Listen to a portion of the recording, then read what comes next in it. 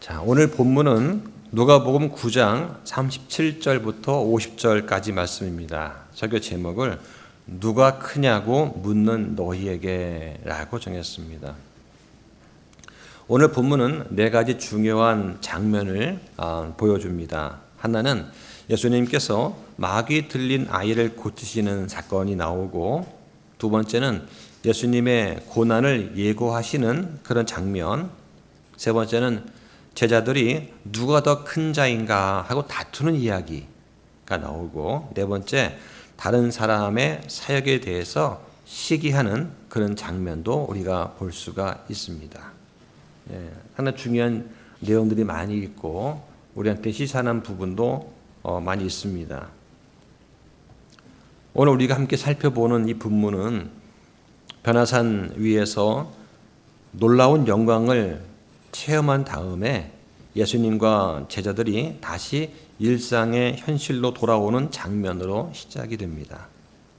여기에는 마귀의 권세 눌린 아이가 등장하고 그 아이의 아버지, 또 믿음이 없는 세대들, 예수님의 말씀을 이해하지 못하는 제자들, 거기다가 누가 더 크냐는 다툼이 보이고, 거기다가 우리 팀이 아닌데 우리의 제자가 아닌 다른 사람이 사역을 하는 것을 보면서 시기하고 하는 것들을 우리가 보게 되는 것이죠. 누가 더 크냐고 묻는 그 질문에 주님께서 무엇이 참된 능력인지, 참된 위대함이 어디 있는지를 우리한테 보여주십니다. 자, 본문 보니까 누가복음 9장 37절에 이튿날 그들이 산에서 내려올 때에 많은 사람들이 그분을 맞더라. 자, 변화산에서의 경험은 정말 영광스러운 것이었습니다. 베드로가 정말 너무나 영광스러워서 산 밑으로 내려가고 싶지 않았어요. 장막 셋을 짓고 여기서 영원히 함께 살고 싶습니다 고백할 정도로 너무나 황홀했던 그런 체험입니다. 그런데 산 아래 내려와 보니까 여전히 문제가 많은 거예요. 자, 우리도 때로는 기도를 하다가, 때로는 설교를 듣다가, 때로는 성경 공부를 하다가, 때로는 간증을 듣다가, 때로는 다른 형제의 기도를 듣다가, 또 때로는 하나님의 찬양을 듣다가 어떤 상황에서 주님과 임재를 경험하는 그럴 때가 있습니다. 그렇죠? 너무나 즐거워서 그냥 마음에 깊은 화평과 위로가 느껴질 그럴 때가 있어요. 자, 그런데 이런 즐거움과 감격과 기쁨이 크면 클수록 그 다음에 우리한테 다가오는 깊은 골짜기가 있다는 것을 우리는 또 알 수가 있습니다. 교회 안에서 경배드리고 주님 말씀을 듣고 기도하고 찬송할 때는 세상의 모든 것을 다 잊은 것 같았어요. 그런데 교회 문 밖을 나서는 순간 세상의 비참한 현실을 우리는 보게 됩니다. 세상은 어떠한 곳입니까? 하나님의 공의와 정의는 보이지 않고 사람들은 저마다 자기만의 높은 사다리를 세우고 올라가고 있습니다.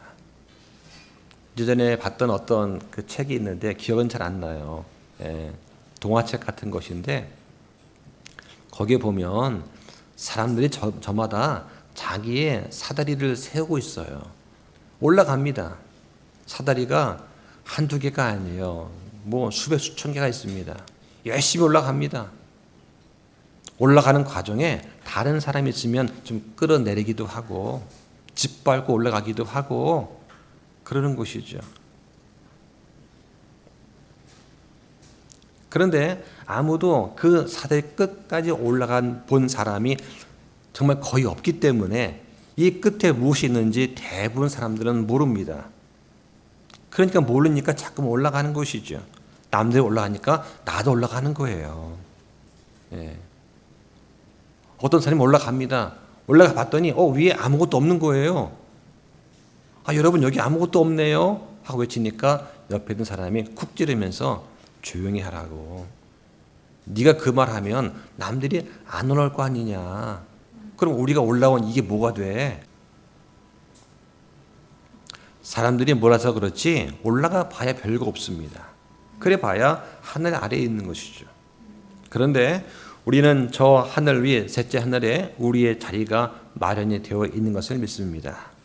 그 셋째 하늘에는 내 노력으로 내 선행으로 갈 수가 없고 오직 예수 그리스도의 보혈의 권능으로 은혜로 믿음을 통해 갈 수가 있는 것이죠. 자, 38절 보겠습니다. 보라, 그 무리 중에 한 사람이 소리질러 이르되 선생님이여 간청하건대 내 아들을 돌보아 주소서. 그는 나의 유일한 아이이니이다. 보소서, 한 영이 아이를 붙잡아 갑자기 소리를 지르게 하고 아이를 쥐어뜯어 다시 거품을 흘리게 하며 아이를 생하게 하면서 좀처럼 아이에게서 떠나지 아니하므로. 자, 이와 같은 이야기가 마태복음 17장에 나와요. 거기 15절에 보면 이 아이가 미친 증세로 심히 시달리고 라고 나옵니다. 그런데 이 구절이 개역성경에 보면은 간질로 심히 고생하여 라고 나오는 것이죠. 미친 것하고 간질은 다릅니다. 미친 증세 혹은 개역에서 간질로 번역된 단어가 영어로 루나틱이에요. 루나틱. 문자적인 뜻은 달에 사로잡혀 있는 상태를 말합니다. 고대에는 달의 주기에 따라서 특히 보름달에 떴을 때 사람의 정신 상태가 변한다, 영향을 크게 받는다라고 믿었습니다. 그러니까 보름달 뜨면 미친 사람이 등장하는 것이죠. 이 단어가 현대 성경에서는 간질병이나 마귀 들림으로 번역이 되는 경우가 많습니다. 자, 그러면 이렇게 달에 사로잡혀 있는 이 미친 증세 혹은 간질, 이 특징이 뭐냐? 심한 고통과 고난을 겪습니다. 그리고 물과 불에 자주 빠지는 자해하는 그런 성향이 있고 주님께서 책망하시고 마귀를 내쫓음으로 회복이 되는 거예요. 자, 이것은 단순히 현대의학에서 말하는 간질 같은 그런 병이 아니라 마귀의 영향 아래에 있는 상태로 성경은 묘사를 하고 있습니다. 이 말씀에서 우리는 중요한 영적인 진리를 보게 됩니다. 그러니까 어떤 정신적 문제들은 단지 육체적이거나 심리적인 원인뿐만 아니라 영적인 원인, 곧 악한 영의 역사로부터 오는 것도 있다고 하는 사실입니다. 중세 시대에 가톨릭은 모든 정신질환을 마귀 들림으로 여겼습니다. 정신이 이상하면 저 마귀 들린 거야 하고 축사를 행하거나 그를 그렇게 대했다는 것이죠. 반대로 현대는 어떠냐? 모든 정신질환을 단지 뇌의 화학작용이나 심리적인 충격으로만 해석하려고 합니다. 그러나 진리는 그 어느 극단에도 속하지 않습니다. 성경에 따르면 우리의 영과 혼과 육에서 영적인 문제와 혼적인 문제는 다른 거예요. 예를 들면 어릴 때 자유롭지 못한 그런 억압된 환경에서 자랐다거나 아니면 어떤 가정 폭력에 노출되어 있다거나 해서 정신적으로 위축이 되고 또 정신적으로 여러 가지 문제를 가지고 있는 사람들이 많이 있습니다. 오히려 요즘에는 자녀가 너무 귀하다 보니까 청소년들이 아이들이 너무나 자유분방하게 자라서 문제가 되기도 하는 것을 우리는 또 볼 수가 있는 것이죠. 영적인 문제는 항상 죄와 관련되어 있습니다. 반면에 정신적인 문제는 죄가 아닙니다. 잘못된 환경에서 잘못 형성된 비뚤어진 인격을 이야기하는 것이기 때문에 이건 치료가 필요한 것이고 상담과 때로는 약물 치료가 필요한 그런 것이 되겠죠. 자, 더 보겠습니다. 40절에 내가 선생님의 제자들에게 그를 내쫓아 줄 것을 간청하였으나 그들이 할 수 없었나이다 하매 예수님께서 응답하여 이르시되 오 믿음이 없고 비뚤어진 세대야 내가 언제까지 너희와 함께 있어야 하며 너희를 용납해야 하겠느냐 네 아들을 이리 데려오라 하시니 그가 올 때에도 그 마귀가 그를 거꾸로 뜨리고 쥐어뜯음에 예수님께서 그 부정한 영을 꾸짖으시고 그 아이를 고치사 그의 아버지에게 도로 넘겨주시니라 합니다. 마귀 들린 아이의 아버지가 제자들한테 도움을 요청을 했습니다. 얼마나 그 아버지가 마음이 간절했을까요? 그런데 이 제자들은 능히 고치지 못한 거예요. 예수님 뭐라고 하십니까? 믿음이 없고 비뚤어진 세대야 라고 책망을 하십니다. 여기서 비뚤어졌다는 그 말은 뭐냐? 영어로 perverse라는 단어인데요. 성경에는 28번 나오고 동사가 poverty예요. 그런데 이 단어는 뜻이 뭐냐? 고든 것을 비뚤어지게 하다, 굽게 하다는 뜻입니다. 굽어지게 하는 거예요. 이 단어가 현대에서는 어떻게 사용되냐면 믿음을 저버린 배교자 할 때 이 단어가 사용되고 그 다음에 성도착자, 변태를 가리킬 때 이 단어가 사용이 됩니다. 세상에는 정상적이지 못하고 비뚤어진 것들이 너무나 많이 일어나고 있습니다. 이 말씀은 단지 그 아버지나 제자들만이 아니라 그 당시 전반적인 유대 사회를 향한 책망의 말씀입니다. 동시에 예수님께서는 그 아이를 고쳐주시면서 예수님께서 그 부정한 영을 꾸짖으시고 권능으로 고쳐주시는데, 자, 그런데 여기 보면은 왜 마귀를 부정한 영이라 불렀을까 하는 것입니다. 마귀를 부정한 영, unclean spirit이라고 부른 이유는 첫 번째는 하나님의 거룩하심과 대비하기 위해서 부르신 거예요. 부정하다는 말은 구약에서 하나님 앞에 나아갈 수 없는 상태를 묘사할 때 부정하다. 예를 들면 나병에 걸린 사람은 사람들 앞에 못 나오죠. 지나갈 때는 나는 부정하다. 나는 부정하다. 여러분 길을 비키세요. 나는 부정한 자입니다. 외쳐야만 했습니다. 그래서 하나님 앞에 감히 나갈 수 없는 상태를 묘사할 때 부정하다라는 말을 쓰는 것이죠. 그러니까 이 마귀는 뭡니까? 거룩하지 못한 존재입니다. 하나님의 뜻과 본성에 전적으로 반대가 되는 더러운 존재라고 하는 것을 강조하는 말씀이고, 또 하나는 뭐냐? 이 마귀의 본성과 활동 방식 때문에 그래요. 마귀는 아이를 넘어뜨리고 찢고 고통을 주는 존재입니다. 이 부정한 영은 사람의 몸과 정신과 혼의 파괴를 가져오는 사악한 존재이죠. 따라서 부정함이라는 단어가 단순히 의학적인 질병이 아니라 도덕적, 영적 타락 상태를 나타내는 그런 표현입니다. 자, 그런데 이 부정한 영, 마귀는 사람 안에 들어가서 거하려고 하는 경향이 있어요. 자, 이것은 뭐와 똑같냐면 성령님께서 믿는 사람 안에 거하시라는 것과 정반대가 되는 현상이죠. 성령은 거룩하시고 사람을 거룩하게 하지만 마귀는 부정한 영은 사람을 더럽히고 파괴시킵니다. 자, 관련해서 마태복음 4장 24절에 보면 마귀에 들린 자와 정신질환자가 따로 구분되어서 언급되고 있습니다. 그분의 명성이 온 시리아에 두루 퍼짐으로 그들이 갖가지 질병과 고통에 사로잡혀 앓는 모든 사람들, 마귀에 들린 자들, 미친 증세가 있는 자들, 마비병 환자들을 그분께 데려오매 그분께서 그들을 고치시더라 합니다.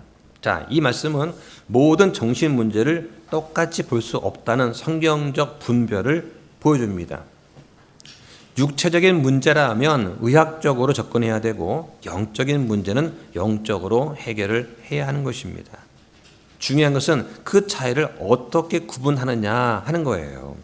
자, 그런데 요즘에 보면 많은 현대 역본들, 뭐 개혁성경, 뭐 RSV, 현대인의 성경, 뭐 NIV, ESV 또는 뉴 킹잼 성경 이런 것들 보면은 이 마태복음 17장 15절에 보면 루나틱이란 단어를 갖다가 간질은 에필lep틱이란 다른 단어예요. 간질을 바꿔놓고 했습니다. 자, 그럼 뭐가 문제냐? 사람들이 모든 문제를 육체적, 정신적 문제로만 보게끔 오해하게 만든 거예요. 성경은 분명히 간질병은 마귀에 들린 것이 아니라고 말을 하는 것입니다. 자, 그래서 오늘 본문에 39절 보면 보소서 한 영이 아이를 붙잡아 갑자기 소리를 지르게 하고 아이를 쥐어 뜯어 거품을 흘리게 하며 라고 말합니다. 그럼 여기서 말하는 이 영이 누구냐?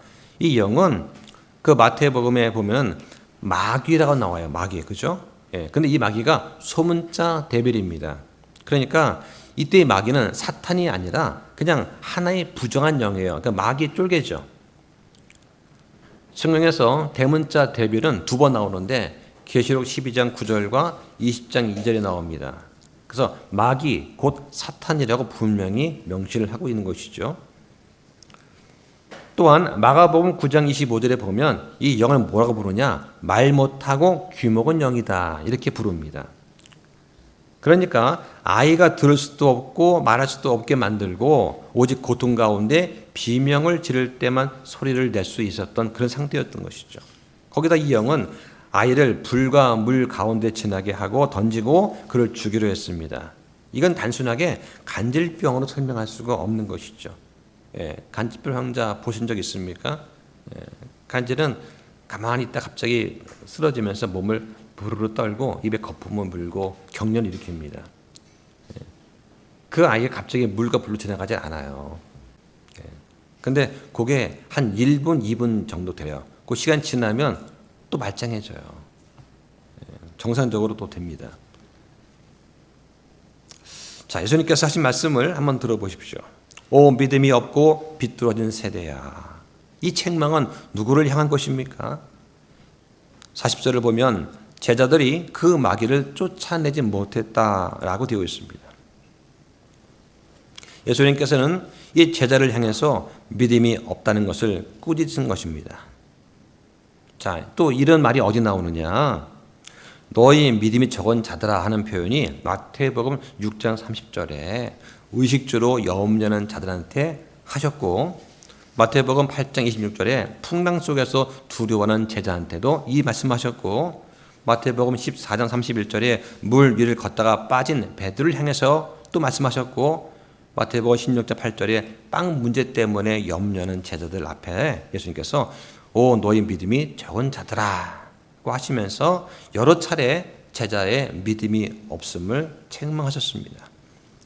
그때 당시에 예수님의 권능을 힘입어서 치유 사역자들로 불렸던 이 제자들조차도 이 정도였으니까 오늘날 우리의 믿음은 어떠하겠습니까? 하는 것이죠. 마가복음은 누가복음이 보여주지 않는 2가지 중요한 사실을 말씀합니다. 하나는 아버지의 고백과 간구예요. 마가복음 9장 23절에 보면 예수님께서 말씀하시기를 네가 만일 믿을 수 있거든 믿는 자에게는 모든 것이 가능하니라고 하십니다. 그러자 그 아버지가 이렇게 말하는 것이죠. 주여 내가 믿나이다. 그런데 나의 믿지 아니함을 주께서 도와주소서. 놀라운 점은 뭐냐? 예수님께서 제자들은 막 꾸짖었습니다. 책망하셨어요. 그런데 이 아버지의 작은 믿음은 귀하게 여기시고 그 간구에 응답하셨다는 거예요. 왜 그러셨는가? 이 아버지는 자신의 연약함을 숨기지 않았습니다. 이 아이 아버지는 믿고 싶어 했고 믿으려고 애썼고 그 믿음의 부족함조차도 주님께 나와서 도움을 구하는 그런 모습을 보였던 것입니다. 겉으로 보기에는 믿음에 강한 척하지만 속으로 볼 때는 교만하고 자기의 의를 주장하는 그런 사람들과는 완전히 다른 태도를 보여준 것이죠. 하나님께서 기뻐하시는 믿음은 어떤 것이냐? 완전한 믿음이 아니에요. 하나님은 하나님께 겸손하게 도움을 구하는 그런 믿음을 기뻐하시는 겁니다. 큰 믿음이 있어야 주께 나오는 것이 아니고 부족하지만 연약한 것을 내가 인정하고 주님께 두 손 들고 나와서 엎드려 기도하는 그런 사람의 기도를 하나님이 들어주신다고 하는 것이죠. 자, 그리고 마태복음 17장 19절에서 제자가 묻습니다. 예수님, 근데 어째서 우리는 그 마귀를 쫓아내지 못했습니까? 정말 궁금했을 거예요. 왜 안 됐습니까? 난 전엔 됐었거든요, 한때는. 그죠? 전에 했었어요. 했는데 왜 이번 안 됐을까요? 예수님께서 말씀하십니다. 너희가 믿지 아니하기 때문이라. 그러면서 진실로 내가 너에게 이르노니 너에게 만일 겨자씨 한 알만한 믿음이 있으면 너희가 이 산에게 말하기를 여기서 저 너머로 옮겨가라 하더라도 그것이 옮겨갈 것이요 또 너에게 불건한 것이 아무것도 없으리라 그 말씀을 하시는 거죠. 다시 말해서 이 제자들은 겨자씨만큼의 믿음조차도 없었던 것입니다. 누가 말씀합니까? 예수님께서 말씀하시는 것이죠.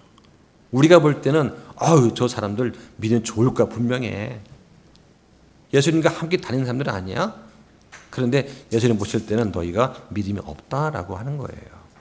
그럼 누구 말이 더 맞겠습니까? 우리는 제자를 비난하기 전에 이 마귀 들림 사안이 아주 특별한 경우였다는 것을 기억을 해야 됩니다. 마가복음 9장 29절에 보면 예수님께서 뭐라고 하시느냐, 이런 종류는 기도와 금식에 의하지 않고서는 다른 어떤 것에 의해서도 나갈 수 없느니라 그 말씀하십니다. 그래서 사람들이 많이 금식기도 하잖아요. 자, 그럼 이 구절이 누가복음엔 안 나오는데, 자, 근데 NIV라든가 개혁성경 같은 데서는 이 구절에서 금식이라는 단어를 삭제했습니다. 마태복음 17장 21절 전체를 아예 없음이라고 표시를 한 것이죠. 자, 그러면 이제 궁금한 게 뭐냐? 왜 이런 현대 역본들이 킹제임스 성경에는 있는 구절이 거기는 없다고 나오느냐 한 것입니다. 잠깐 말씀을 드리고 넘어가겠습니다.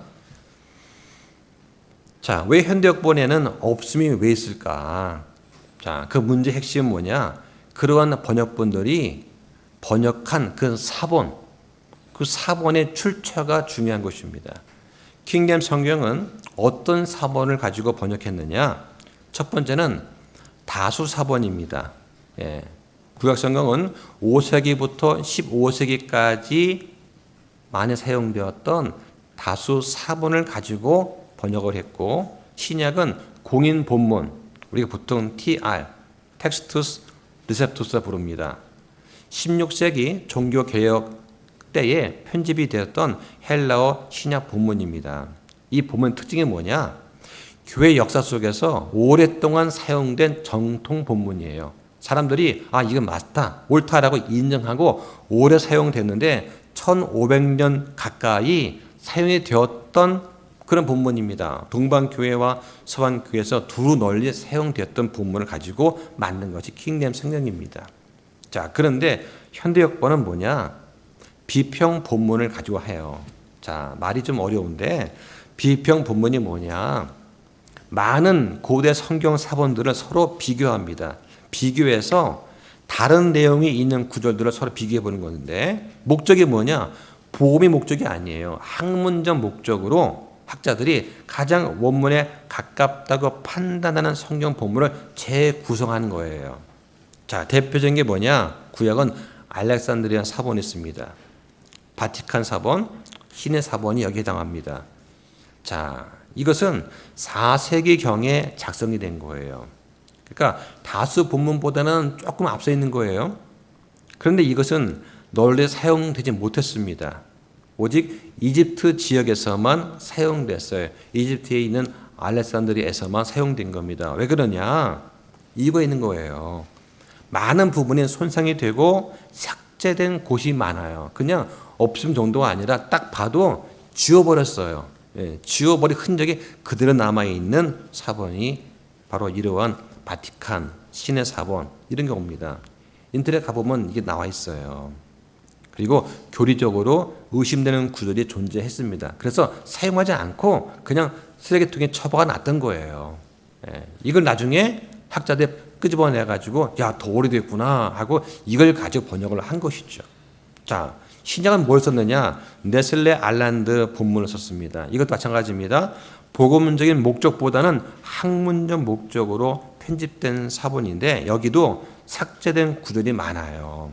그러니까 대표적으로 개혁성경은 어떻습니까? 웨스트코트와 호르트라고 하는 이러한 사람들이 쓴 비평 본문, 네슬레 알란드의 비평 본문을 참고해서 번역한 것이 바로 개혁성경이다. 그러니까 여기 똑같이 없음이 있는 거예요. 자, 그럼 왜 현대역본에서는 이렇게 없음이 왜 나와 있는가? 현대역본들을 번역할 때 원칙이 첫 번째는 뭐냐? 어떤 사본이 더 오래되었는가? 오래되었는가? 이게 중요한 거예요. 그러니까 알렉산드리아 계열의 사본에는 없고 후대 사본에만 있는 구절은 아예 취급을 안 하고 삭제해버립니다. 그리고 없음 또는 가로로 처리해버리는 것이죠.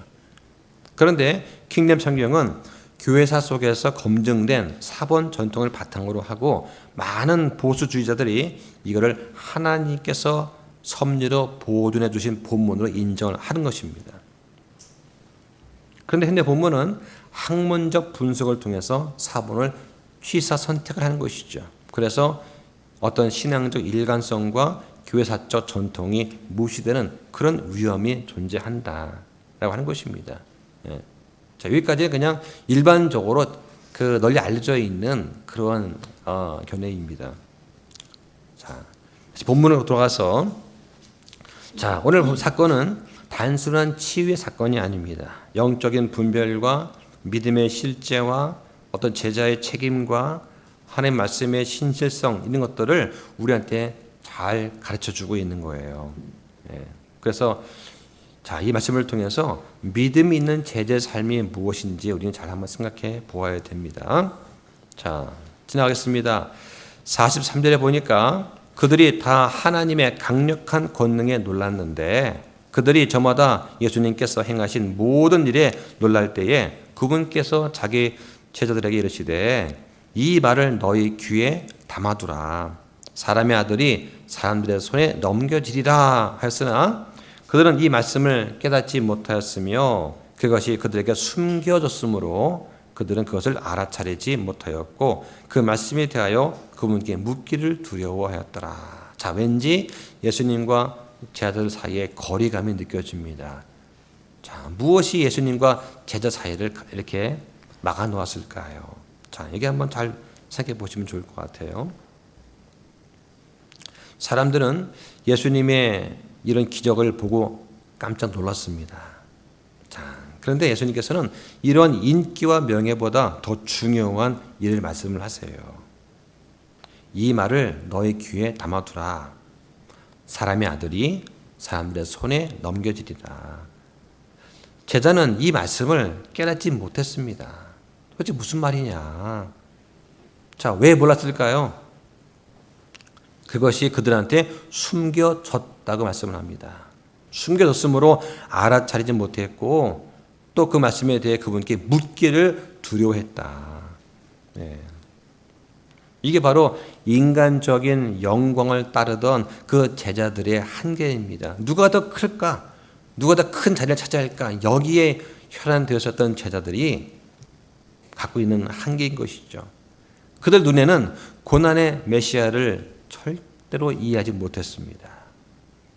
뿐만 아니라 당시의 유대인들의 영적인 무지함도 보여주는 것이죠. 막에 들린 아이가 고침받았습니다. 놀라운 일이죠. 근데 주님께서는 그러한 사람들의 반응에 집중하지 않으시고 곧바로 제자들한테 관심을 돌리시는 거예요. 이 말을 너희 귀에 담아두라. 자, 중요한 것은 예수님께서 지금 어떤 말씀을 강조하고 계시는가 하는 것입니다. 이 말은 지금부터 하실 말씀이에요. 그러니까 사람의 아들이 사람들의 손에 넘겨지리라. 예수님은 지금 십자가의 죽음에 대해서 말씀하고 계시는 겁니다. 앞에 22절도 그랬었고 31절 변화산 위에서도 모세와 엘리야와 함께 그분의 죽으심에 대해서 말씀하셨던 그 주제를 지금 또 하시는 거예요. 예수님은 자신이 언제 어떻게 그런 죽음이 일어날지 정확히 알고 계셨습니다. 누가복음 13장에 보면 예수님께서 자기 여정을 명확하게 인식하고 계셨고 이건 결코 우연한 희생이 아니라 하나님의 예정된 구속 사역인 것을 정확히 보여줍니다. 자, 문제가 무엇입니까? 제자들이 이 말씀을 이해하지 못했다는 거예요. 누가복음 9장 45절에 보면 자, 그들이 말씀을 깨닫지 못했고 그것이 그들한테 숨겨졌기 때문에 알아차리지 못했다고 말씀합니다. 자, 놀랍지 않습니까? 예수님께서 그토록 여러 번에 걸쳐서 명확하게 말씀하셨는데 제자들은 도무지 그 뜻을 알지 못한 거예요. 자, 그런데 나중에 가서 예수님께서 십자가에 죽으신 다음에 부활하신 그 이후에야 그들의 눈이 열리게 됩니다. 누가복음 24장 45절에 보면 이렇게 되어 있습니다. 그때에 그들의 이해력을 넓혀주사 그들의 성경 기록들을 이해하게 하시며. 자, 이건 무엇을 보여주는 것일까요? 바로 성령님의 조명이 없으면 성경의 참뜻을 우리가 결코 깨닫지 못한다라고 하는 것입니다. 사람의 지혜와 철학 가지고는 알 수가 없는 거예요. 성령님의 조명, 깨닫게 하심이 없으면 결코 성경의 참는 뜻을 알 수가 없는 것이죠. 요한복음 16장 13절에서 주님께서 말씀하실 때 진리의 영이 오시면 우리를 모든 진리 가운데로 인도하시는 거예요. 진리 영이 우리한테 들어오시면. 그러니까 여러분은 지금 진리 영이 안에 거하지 않습니까? 여러분은 성경 말씀을 읽고 묵상하고 기도하고 하나님께 직접 나갈 수가 있는 거예요. 말씀을 듣고 깨달을 수가 있는 상태입니다. 여러분은 지금 이 베드로를 비롯한 제자들보다 훨씬 더 나은 상태에 있는 거예요. 자, 그런데 마지막에 뭐라고 합니까? 45절 끝에 보니까 이 말씀에 대해서 그분께 묻기를 두려워했다. 왜 제자들이 예수님께 묻지 않았을까요? 그 전에는 예수님을 정말 괴롭힐 정도로 자꾸 꼬치꼬치 물었던 제자들이 갑자기 묻질 않았어요. 아마도 예수님께서 이전에 제자들한테 어떤 고난의 말씀을 하셨을 때 어떤 일이 있었는가? 베드로가 그랬지 않습니까? 예수님 절대 죽으시면 안 됩니다. 이 땅에서 개선 장군처럼 오셔가지고 우리를 구원하시고 우리를 롬의 압제부터 벗어나게 하실 분 아닙니까? 그런데 죽으신다니요? 말도 안 됩니다. 이 말에 대해서 예수님께서 심하게 책망하셨죠. 사탄아, 내 뒤로 물러가라고 하신 거예요. 그러니까 그 다음부터는 이 제자가 겁이 나서 도저히 묻지 못하는 것입니다. 상당히 조심스러웠을 것입니다. 자, 그러나 만약에 예수님께 나와서 누가복음 8장처럼 씨 뿌리는 자의 비유를 들은 그 다음처럼 조용히 와서 예수님 이게 무슨 뜻입니까? 라고 물었다면 예수님 분명히 천천히 풀어서 설명해 주시지 않았을까 하는 생각도 해봅니다. 성경의 깊은 진리는 사람의 지적인 노력만으로는 결코 이해되지 않습니다. 성령님의 조명이 없으면 우리는 주님의 고난과 구속의 의미를 참되게 알 수가 없는 거예요. 그러니까 우리가 기도를 하고 성경 공부를 할 때 먼저 기도를 해야 됩니다. 기도하면서 우리의 눈을 열어서 이 말씀의 기행 어떻게 보게 해주십시오. 기도를 하고 말씀을 대해야 되지 그냥 아무런 준비 없는 상태에서 하나님과 나 사이에 있는 많은 죄의 문제가 있는데 자백하지 않고서 그냥 말씀을 딱 펼쳐가지고 읽는다고 해서 이게 들어오겠는가. 안 된다고 하는 것이죠. 항상 말씀을 대할 때는 자신을 돌아보고 내가 무슨 잘못한 것이 없는가를 돌아본 다음에 자백을 하고 정결케 된 상태에서 주님의 교제를 해야 되는 거예요. 자, 그 다음 보겠습니다. 46절에 그때 그들 중에 누가 가장 큰 자인가 하는 문제로 그들 가운데서 논쟁이 일어나매 예수님께서 그들의 마음의 생각을 아시고는 아이 하나를 데려다가 자기 곁에 세우시고 이르시되 누구든지 내 이름으로 이 아이를 받아들이는 자는 나를 받아들이며 누구든지 나를 받아들이는 자는 나를 보내신 분을 받아들이나니 너희 모든 사람 가운데서 가장 작은 자 바로 그 자가 큰 자가 되리라. 자, 지금까지 제자들은 어떻습니까? 변화산 사건 경험했습니다. 눈으로 보았습니다. 예수님께서 마귀 들린 아이를 고치셨습니다. 그 능력을 보았어요. 그리고 놀란 많은 무리를 뒤로 한 채 예수님께서 제자한테 중대한 말씀을 하십니다. 그런데 이어지는 본문에 어떤 얘기 나옵니까? 정말 터무니없이 그 제자들의 내면 속에 숨어있던 누가 가장 큰 자인가 하는 육적인 경쟁심이 지금 드러나고 있는 것이죠. 이 말씀을 들었을 때 예수님께서 속으로 어떻게 생각하셨을까? 이제 곧 나는 십자가에 죽음의 길을 향해 가노라 비장한 모습으로 말씀하셨는데 누가 더 크지? 이거 가지고 제자가 다투는 거 보면서 밥상머리 앞에서 아이들끼리 다투고 싸우는 모습 그 연상되지 않겠습니까? 자, 이 논쟁이 복음서 전체에서 3번 반복이 됩니다. 누가 더 큰 자인가 하는 그 다툼이 처음이 아니에요. 마태복음 18장 1절, 마태복음 20장 20절 세베대 아들들 나와서 다투죠. 예, 어머니까지 합사합니다. 누가복음 22장 24절 최후의 만찬 중에서도 누가 가장 큰 자입니까? 이제 만찬 끝나고 몇 시간 있으면 이렇게 돌아가셔야 되는데 그때까지도 누가 가장 큰 자입니까? 이걸 가지고 다툰다고 하는 것이죠. 예수님께서 어떻게 대응하시나? 예수님께서는 정말 탁월한 교육자이십니다. 예수님은 제자의 마음을 아셨어요. 예, 마음을 아셨습니다. 마음을. 그 잘못된 행위를 꾸짖는 게 중요한 것이 아니라 저 제자들이 왜 저런 마음을 가지고 있을까? 마음을 먼저 살피신 다음에 한 아이를 데려다가 곁에 세우시고 말씀하시는 겁니다. 누구든지 내 이름으로 이 아이를 받아들인 자는 나를 받아들인다. 이 아이가 상징하는 게 뭐냐? 아이를 받아들인다고 하는 것은 단순한 겸손함의 예시만은 아닙니다. 영적으로는 단순한 믿음, 순전함을 상징하는 것이죠. 순전함. 예. 예수님께 나올 때 예수님과 세상 동시에 들고 나오는 것이 아니에요. 하나님과 만몬을 동시에 들고 나오는 것이 아니라 오직 예수님만 바라보고 나오는 단순함. 교리적으로는 마태복음 25장 40절에 보면 예수님께서 작은 자 하나에게 한 것이 곧 내게 한 것이라 이 말씀을 하시죠. 그러니까 대환란기 유대인한테 대한 이방인의 대우와 연결되는 말씀입니다. 네, 환란기 때 유대인을 어떻게 대우했는가에 따라서 이방 민족들을 심판하실 때 사용되는 그런 교리가 되겠죠. 큰 자는 작은 자처럼 되어야 되고 섬기는 자가 되어야 된다. 자, 이게 예수님 말씀이 유지가 되겠죠. 오늘날 교회와 사역 안에서도 이 경쟁심은 여전히 존재합니다. 네, 우리는 작은 교회니까 이런 게 없어요. 근데 조금만 교회 커보십시오. 누가 더 인정받고 누가 더 영향력이 있는가. 이것 때문에 싸우는 그런 모습들이 여러분 다 알고 계실 겁니다. 주님께서는 제일 높은 자는 제일 낮은 자리로 내려가야 된다 말씀을 하십니다.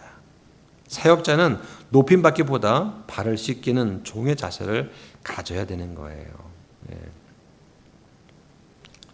자, 그 다음 보겠습니다. 49절에 요한이 응답하여 이르되 선생님이여 어떤 사람이 선생님의 이름으로 마귀들을 내쫓는 것을 우리가 보았는데 그가 우리와 함께 따르지 아니하므로 우리가 그를 막았나이다.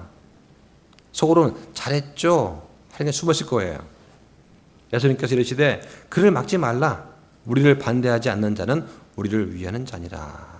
자, 이 말을 듣고 과연 제자들이 이해를 했을까요? 예수님께 칭찬받기 위해서 막 달라서 이제 고소를 하는 겁니다. 예수님, 우리 팀이 아닌데, 우리 모르는 사람인데 누가 예수님의 이름으로 마귀를 막 내쫓더라고요. 그래서 하지 못하게 막았습니다. 그 우리의 전매 특권입니까?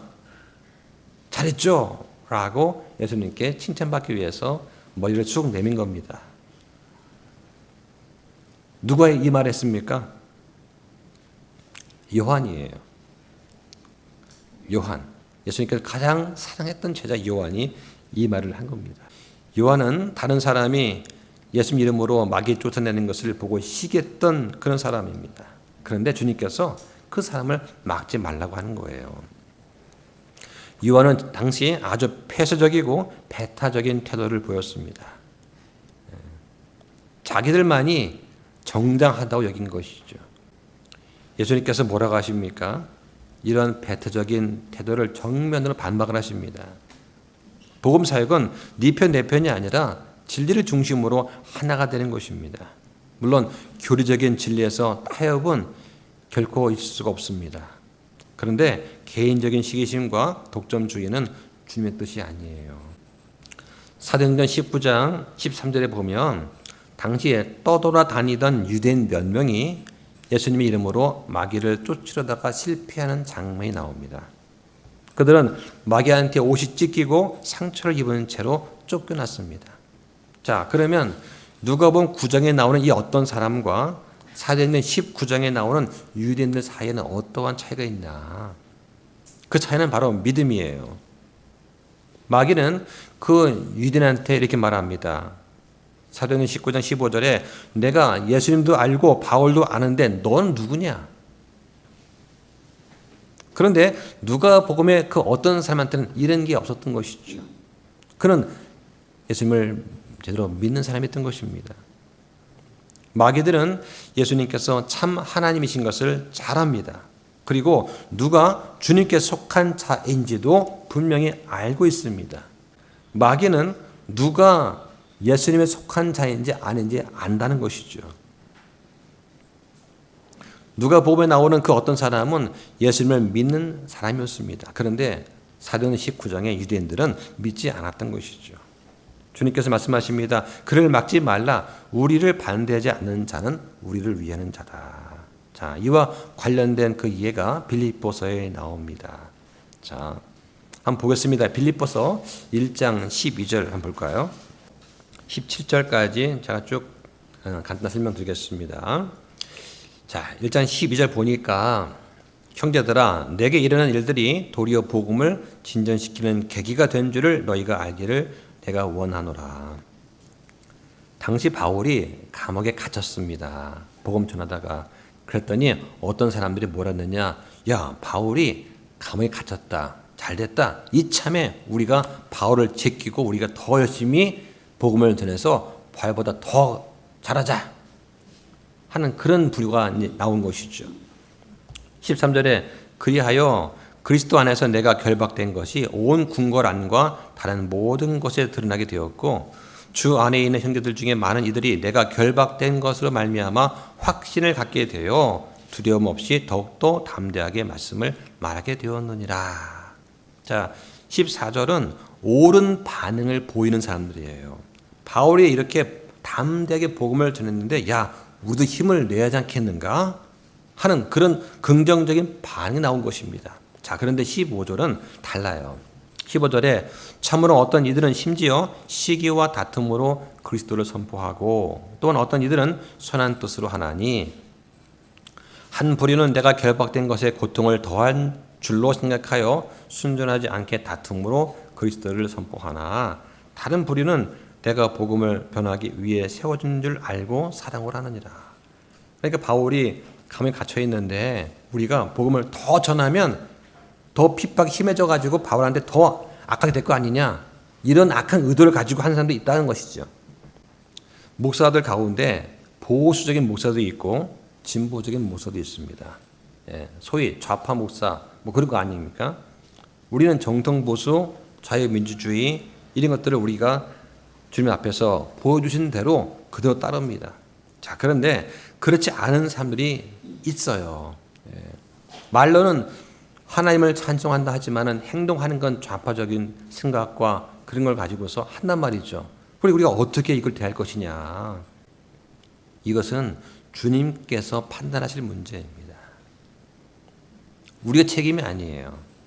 그런데 그런 좌파 목사, 좌파 교회에도 분명히 복음을 듣고 구원받는 사람이 있다고 하는 것입니다. 그럼 우리는 어떻게 되겠습니까? 아, 저런 사람들 통해서도 하나님께서 많은 사람들한테 구원을 베푸시는구나 라고 생각하면 되는 겁니다. 거기까지. 자, 여기에는 조건이 있어요. 그 사람이 그리스도를 알아야 됩니다. 그리고 그리스도께서도 그 사람을 아셔야 되는 거예요. 다시 말하면 부르심 받은 적이 있느냐가 중요한 거예요. 주님, 제가 주를 위해서 이것도 하고 저것도 했습니다. 저 잘했죠? 했는데 주님께서 내가 너한테 언제 그런 거 시킨 적이 있느냐? 라는 말을 듣는다면 그거 어떻겠습니까? 겉보기에는 주를 높이는 것 같아요. 근데 그 과정 속에 가만히 보면은 그거를 실행하는 그 과정과 동기 속에 사람의 명예와 자기의 욕심과 이런 것을 더 드높이기 위해서 그 과정에서 많은 사람들의 눈물을 흘리게 하고 억압을 하고 좌절하게 만들고 실족하게 했다면 그것은 주님 보시기에 옳지 않은 것입니다. 이런 것들은 나중에 심판석에서 다 불로 태워 없어진다고 하는 것이죠. 자, 두 번째는 뭐냐? 그 사람의 전하는 예수님께서는 반드시 성경의 예수님이어야 됩니다.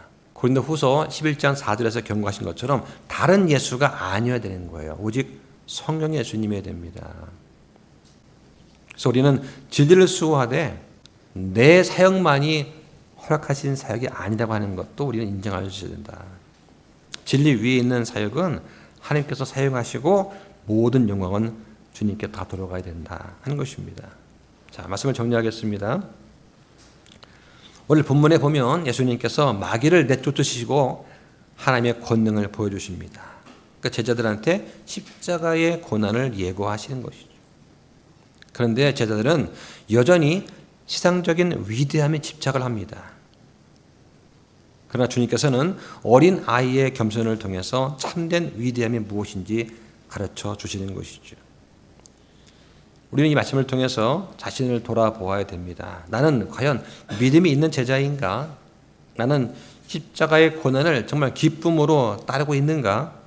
나는 섬기는 자인가? 아니면 다투는 자인가? 나는 하나님의 일하심을 시기하거나 제한하고 있지는 않은가? 그 일을 내가 해야 되는데 나를 통하지 않고 다른 사람을 통해서 그 일을 한다고 나 그거 허락 못해. 이거야말로 예수님께서 미워하시는 것입니다. 우리는 예수님의 겸손하심을 닮아서 참된 그런 위대함의 길을 따르는 그런 성도가 되면 좋겠습니다. 기도하겠습니다.